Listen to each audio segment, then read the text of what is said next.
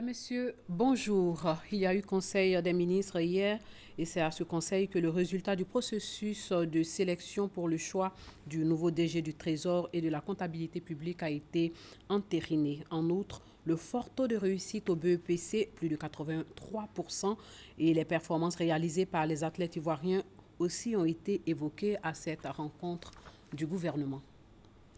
Qu'est-ce qui explique le coût élevé des logements? La question était au cœur du Forum international des logements sociaux. Pas seulement, la question des financements des logements a aussi été soulevée au deuxième jour de ce forum qui a regroupé plusieurs entreprises du secteur du logement. Le reportage de Herman Niamien. Ce jeune est en pleine démonstration de décoration intérieure d'une maison. Nous sommes là ici dans le procédé d'application d'un STUC en 3 passes. Donc la première passe consiste donc à appliquer le produit en déposant le maximum possible. La seconde, on met un peu moins en tirant dessus. Et la troisième passe consiste à mettre une cire nacrée. Ce produit vient d'un fournisseur de la place. Là-dessus qui donne le côté nacré, alliage un peu nuancé que vous voyez là. Comme Félix Akoué qui est venu faire connaître son activité, ce sont une quarantaine d'entreprises de matériaux et accessoires de construction qui exposent au Forum international du logement social, économique et standing. Nous faisons du béton prêt à l'emploi et nous faisons aussi du béton préfabriqué. Le béton prêt à l'emploi, c'est destiné à tout le monde, que ce soit entreprise comme particulier. Outre le volet promotionnel qu'elles développent, ces entreprises sont ici pour participer aussi au débat sur le coût élevé des matériaux de construction que brandissent certains promoteurs immobiliers pour justifier le coût exorbitant des logements. Tout dépend des périodes parce que nous, on travaille, si vous voulez, en fonction des cours du marché international. D'accord, c'est des coûts mondiaux, c'est pas nous qui décidons volontairement d'augmenter les prix. Sur les brochures, c'est vraiment une belle maison et tout ça. Et vous engagez rapidement. En fin de compte, ça devient un projet. C'est l'argent foutu en l'air parce que déjà quand tu dois déménager dans la maison, tu vas devoir tout refaire de A à Z parce que la maison n'a rien à voir avec celle présentée, le prix, le coût est élevé. Pour parvenir à offrir des maisons de bonne qualité à des prix acceptables aux Ivoiriens, les professionnels du secteur proposent à l'État de suivre le modèle marocain. Quand ils ont lancé leur programme de logement, ils ont créé des entreprises nationales. Ils ont fabriqué le ciment sur place, ils ont fabriqué les carreaux sur place, ils ont fabriqué les portes sur place. Vous voyez, donc c'est tous ces éléments-là. Et si on arrive à créer cette industrie de l'immobilier en Côte d'Ivoire, qui vont contribuer à faire baisser les coûts. Ce forum qui réunit toutes les parties prenantes, à savoir pouvoir public, promoteurs, constructeurs, banques et consommateurs, est donc un cadre idéal pour proposer une solution appropriée afin de permettre à un grand nombre d'Ivoiriens de disposer d'un toit à un coût raisonnable.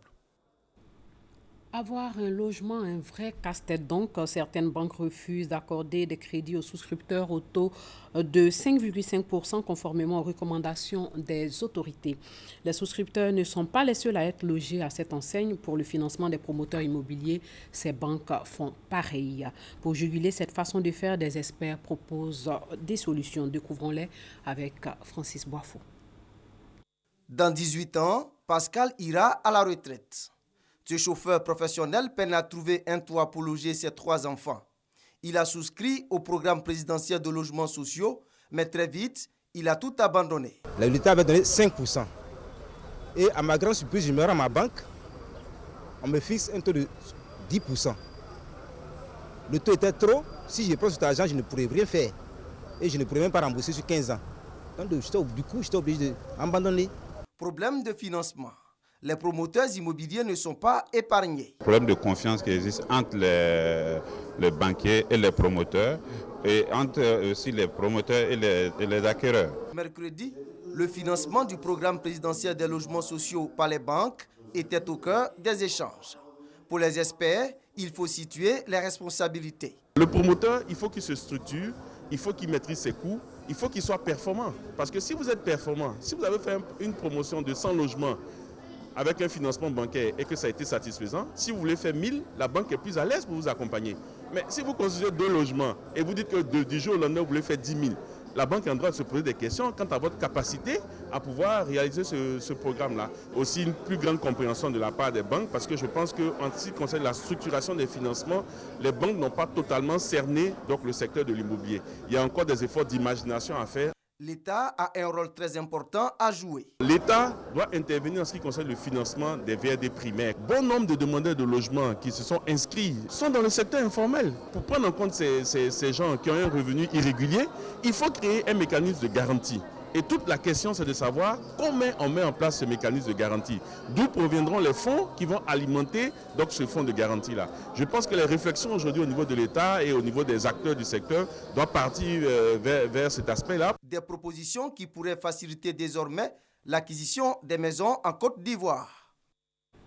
34 auto-écoles ont été suspendues. Cette suspension fait suite à plusieurs interpellations sur la délivrance de bons de permis de conduire en complicité avec certaines personnes, ce qui constitue une concurrence déloyale au sein de la corporation et jette le discrédit sur la qualité de la formation délivrée par les auto-écoles.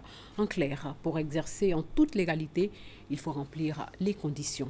Francis Boifo a participé à la conférence de presse de l'Union des auto-écoles de Côte d'Ivoire. Le permis de conduire, un cadeau utile pour la vie. Mais lorsqu'il a été obtenu de manière frauduleuse ou dans des conditions illégales, le permis devient un cadeau empoisonné, provoquant des accidents. Le faux permis ou le permis mal acquis, les auto-écoles et l'État de Côte d'Ivoire n'en veulent pas. 34 auto-écoles sur environ 600 ont été suspendues pour 3 mois. Ces auto-écoles ont été d'abord suspendues pour 1 mois, à guise d'avertissement, et il était clair dans le courrier que celles de ces auto-écoles qui n'allaient pas respecter cet avertissement, si elles récidivaient, allaient prendre une pénalité ou du moins une sanction beaucoup plus sévère. Ça a été le cas de la plupart des auto-écoles qui ont été fermées pour 3 mois parce qu'elles ont défié l'autorité de l'État, mais en plus c'est parce qu'elles véhiculent des informations qui ne sont pas vraies et elles font de la concurrence déloyale aux auto-écoles légalement installées. Les choses doivent changer, a ajouté Guillaume Coco, parlant du délai lié à l'obtention du permis de conduire. Vous êtes d'abord inscrit en ligne à partir d'une auto-école. C'est à partir de là que vous allez aller à la CGI pour valider votre préinscription. Et c'est seulement quand l'inscription a été validée, il faut un délai de 15 jours pour se présenter à l'examen de code. Une fois le code obtenu, il faut un délai de 10 jours avant de se présenter à l'examen pratique du permis de conduire. Ceci permet aux candidats de se former et de se former correctement. Et on est vraiment en accord avec ce délai. Des exigences également pour être fondateur et moniteur d'auto-école. Déjà, il faut passer un concours qui passe par une admissibilité. Il faut avoir 21 ans révolus. Il faut être titulaire du BPC. Il faut avoir un permis de conduire qui a au moins une expérience de 2 ans de conduite. Et ensuite, on va passer une admissibilité pour entrer en formation à Lozère. Et après cette formation qui va durer 4 mois et 2 mois de stage, on fait un examen final et là, on devient moniteur d'auto-école si on est admis. 4 ans d'exercice de moniteur d'auto-école. Ensuite, après, on peut formuler une demande pour avoir son agrément et on devient fondateur d'auto-école. Autant d'actions qui, selon le président de l'Association nationale des auto-écoles, permettront la professionnalisation du secteur et de réduire les accidents de la circulation. À la suite des échauffourées qui ont opposé les jeunes du village d'Akwedo, où se trouve la plus grande décharge d'ordures d'Abidjan, aux éléments de la police nationale, une délégation de la chefferie traditionnelle d'Akwedo a présenté des excuses au ministre de la Salubrité urbaine et de l'assainissement. Durant plusieurs heures, l'accès du site de la décharge avait été bloqué par des barricades posées par ces jeunes. Cette rencontre a été l'occasion pour la ministre Anne Désiré Oloto de mettre en garde les jeunes d'Akwedo contre toute tentative de sabotage des actions du gouvernement. Elle les a appelés à être plus responsables et leur a demandé de tourner le dos à la violence. Nous sommes à quelques jours de la célébration de la fête du Ramadan, mais les 10 dernières nuits du mois du jeûne sont très importantes. Parmi ces 10 nuits, la nuit du destin, la plus importante de toutes. Elle équivaut à elle seule à 83 ans d'adoration et c'est dans la nuit de vendredi, c'est-à-dire demain à samedi, que sera célébrée la nuit du destin. Ami Sissoko a rencontré un imam qui explique tout cela aux musulmans. Le Ramadan est le 9e mois du calendrier hégirien. Au cours de ce mois, les musulmans ayant l'âge requis doivent s'abstenir de manger, boire, fumer et entretenir des relations sexuelles de l'aube au coucher du soleil. Le mois de Ramadan est divisé en 3 décades. La première décade est dédiée à la miséricorde d'Allah, la deuxième au pardon et la troisième à l'affranchissement de l'enfer. Les écrits enseignent que la dernière décade est la plus bénie, la plus méritoire et la plus importante du mois.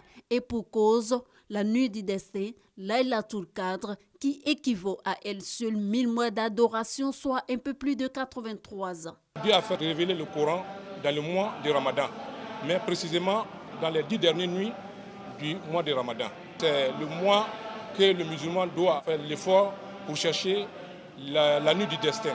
Parce que Dieu a dit dans le Coran que la nuit du destin est meilleure que 1000 mois d'adoration. Cela veut dire que les 1000 mois d'adoration est égal à 83 ans, 4 mois. Donc le fidèle doit faire un effort pour chercher d'abord cette bénédiction, pour chercher cette adoration, cette récompense. Bénéficier des mérites de ces 1000 mois d'adoration n'est pas chose aisée. Il faut redoubler d'ardeur à travers prières, invocations, recueillements et remises en cause. Le musulman doit venir à la mosquée pour faire la prière de Tarawih. Il doit beaucoup faire les zikrs et il doit lire beaucoup le Coran. Quand on lit le Coran, nous avons beaucoup de mérites. Parce que les autres mois, les mérites commencent par 10. Mais dans le mois de Ramadan, les mérites commencent par 70. Et lorsqu'on invoque Dieu, nous purifions nos âmes. Pour permettre aux fidèles de profiter donc de ces 10 dernières nuits, des prières sont organisées dans toutes les mosquées jusqu'à l'aube. La nuit du destin 2016 aura lieu dans la nuit du vendredi 2 au samedi 3 juillet. En sport, sachez que Bamba Cheikh Daniel est le premier Africain qui a été décoré dans l'ordre national par la Corée. L'événement a suscité l'engouement de plusieurs personnalités et c'est au cours d'une soirée d'amitié ivoiro-coréenne de taekwondo que le sportif a été célébré. Partageons ces moments riches en émotions avec Aude Alébé. Premier Africain à recevoir la plus prestigieuse des décorations que la Corée du Sud offre aux étrangers, Maître Bamba Cheikh Daniel ceinture noire 5e dan, directeur du cabinet du ministre de l'Intérieur, préfet de région hors grade et président de la Fédération ivoirienne de taekwondo, est un modèle à suivre. C'est le 15 mars 2009 qu'il prend les rênes du taekwondo ivoirien. 8e président de cette fédération, il brigue 2 mandats, couronné par l'organisation d'une Coupe du monde francophone de taekwondo en 2012, de la Coupe du monde par équipe de taekwondo en 2013 et d'un passage de grade spécial Kukiwon en 2014. Cette même année, il part avec le président Alassane Ouattara en Corée du Sud pour consolider les relations entre la Corée du Sud et la Côte d'Ivoire. Cette soirée coréano-ivoirienne est la manifestation de l'admiration de l'État sud-coréen pour Maître Bamba Cheikh Daniel. Des présidents d'institutions, des membres du gouvernement et des responsables de fédérations, des invités d'honneur et bien entendu sa grande famille du taekwondo ont participé à cette belle fête. Pour rappel, la Corée du Sud a offert à la Fédération ivoirienne de taekwondo un terrain d'1 hectare situé entre Adjamé et Cocody. Cet espace servira à la construction d'un palais de taekwondo estimé à une valeur de 6,2 milliards. 3 athlètes, Gbagui Ruth, Cissé Cheikh Salah et Koné Mamina, qualifiés pour les Jeux olympiques de Rio 2016, défendront les couleurs ivoiriennes. Maître Bamba Cheikh Daniel leur apportera sans doute sa présence apaisante et rassurante. En République démocratique du Congo, l'enrôlement des électeurs commence à partir du 30 juillet 2016. L'annonce a été faite par la commission électorale. Cet enrôlement pour construire un fichier de plus ou moins 45 millions d'électeurs. Aucune date n'est fixée pour la présidentielle et la communauté internationale exhorte depuis des mois la CENI à publier un calendrier électoral respectant la Constitution congolaise. Et puis sachez aussi que l'analyse d'une des boîtes noires de l'avion d'Égypte Air qui s'est abîmé en mai en Méditerranée a confirmé que des alertes signalant de la fumée s'étaient déclenchées avant le crash. Cette boîte noire a enregistré les données de vol depuis le départ du vol de Paris jusqu'à ce qu'il disparaisse à une altitude de 37 000 pieds, c'est-à-dire 11 250 mètres. Au Mali, le Conseil de sécurité a augmenté de 2500 hommes environ les effectifs de la force de l'ONU et l'a doté d'un mandat plus offensif pour protéger les civils et son personnel face aux attaques croissantes des djihadistes dans le nord du pays. La résolution préparée par la France et adoptée à l'unanimité par les 15 pays membres renouvelle pour 1 an le mandat de la MINUSMA. Elle fait passer l'effectif autorisé des casques bleus à 13 289 soldats au lieu de 11 240 et 1920 policiers contre 1440. La MINUSMA a désormais pour priorité stratégique d'aider le gouvernement malien à appliquer l'accord de paix conclu il y a 1 an avec des groupes armés du Nord. Et puis en France, au lendemain de la 11e journée de mobilisation contre la loi travail manuel, Valls et les syndicats sont une nouvelle fois restés sur leur désaccord, bien que le gouvernement ait fait quelques concessions. L'exécutif a fait un geste en apportant des amendements à l'article 13 pour clarifier le rôle des branches professionnelles. L'article 2, colonne vertébrale du texte, qui permet par la négociation d'entreprise de déroger aux dispositions sur le temps de travail, n'a pas été touché.